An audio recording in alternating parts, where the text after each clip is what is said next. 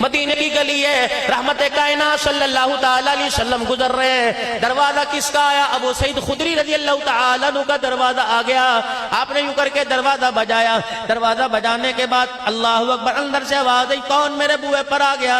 اس وقت تو کسی کے آنے کا وقت نہیں۔ آپ نے فرمایا انا محمد الرسول اللہ، اے لوگو دو جہانوں کا سردار تیرے دروازے پر آیا صلی اللہ تعالیٰ علیہ وسلم۔ جناب ابو سعید خدری رضی اللہ تعالیٰ عنہ نے فوراً دروازہ کھولا کہ کملی والے بڑے اچھے وقت پر آئے ہو، آپ کا آنا میرے گھر والوں کے لیے، میرے ایمان کی ترقی کے لیے، میری دنیا آخرت کی کامیابی کے لیے آپ کا آنا مبارک ہو۔ کملی والے آپ تشریف لے آئے۔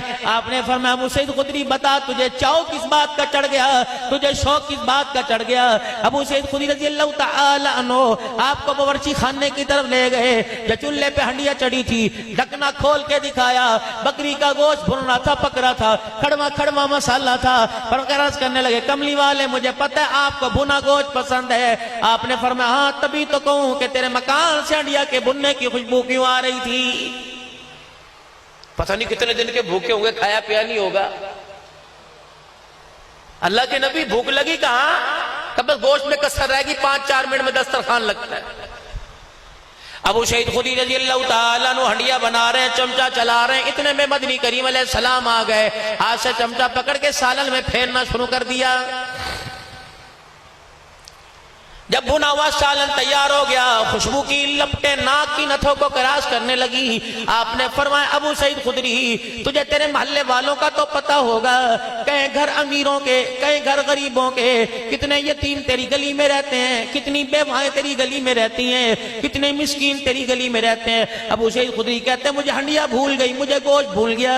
میں نے کہا کملی والے سامنے والے دروازے سے 4 دن پہلے جنازہ اٹھا، مرنے والا 3 یتیم بچی ایک بیوہ کو چھوڑ کے چلا گیا، پچھلے دروازے سے 7 والے دروازے تھے، مہینہ پہلے جنازہ فلانے صحابی کا اٹھا تھا، ادھر بھی غریب ہے ادھر بھی غریب ہے۔ میں گلی سے چل کے آ رہا تھا، ایک سے پوچھا آج تو دھاڑی پہ کیوں نہیں گیا؟ کہنے لگا کہاں سے پیسہ لگاؤں، میرے پاس چھاپڑی لگانے کے لیے پیسہ کوئی نہیں۔ جب سارے گھرانے کا حال انگلی پہ گنا دیا، آپ نے فرمایا ابو سعید خدری پھر اٹھ کے جلدی کھڑا ہو جا، جلدی کر مجھے پانی کا پیالہ لا کے بھر کے دے دے۔ ابو سعید خدری رضی اللہ تعالیٰ عنہ پانی کا پیالہ بھر کے لائے، آپ نے بھنے ہوئے گوشت میں برتن میں ڈال دیا، پتلا سا شوربہ کیا، فرمایا اور پانی کا پیالہ لے کے آ جا۔ جب 2-3 پیالے پانی کے ڈال دیے، پتلا پتلا شوربہ ہو گیا۔ فرمایا ابو سعید خدری میں تجھے سالن برتن میں ڈال کے دوں، فلانی غریب کے گھر دے آ، فلانی بیوہ کے گھر دے آ، فلانے یتیموں کے گھر دے آ۔ فرمایا میرے 10-12 پھیرے لگے، ہنڈیا ساری خالی ہو گئی، نیچے کا پیندہ نظر آنے لگا۔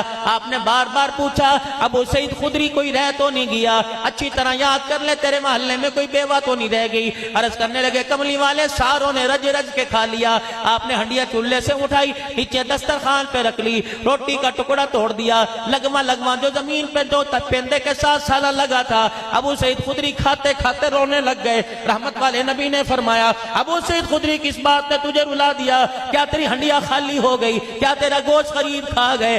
کیا تیرے ہنڈیا کا سالہ یتیم کھا گئے؟ کہانی اللہ کے نبی جو آپ نے کام کیا اس کا تو مجھے احساس ہی کوئی نہیں تھا۔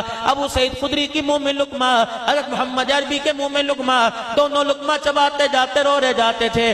آپ نے فرمایا ابو سعید خدری رضی اللہ تعالی عنہ تیری ہنڈیا سے غریب کھا گئے، تیری ہنڈیا سے یتیم بیوہ کھا گئی۔ رب اکبر کی قسم ہے آج کے تیرے دسترخوان سے مصطفیٰ بھی راضی ہو گیا، خدا بھی راضی ہو گیا۔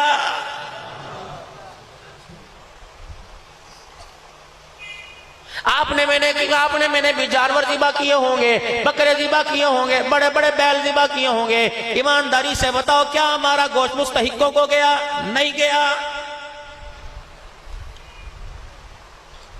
مجھے وہ مولوی صاحب دکھاؤ جو ممبر پہ بیٹھ کے کہتا ہے جنہوں نے قربانی دے دی ان کے گھر گوشت بھیجنے کی کوئی ضرورت نہیں۔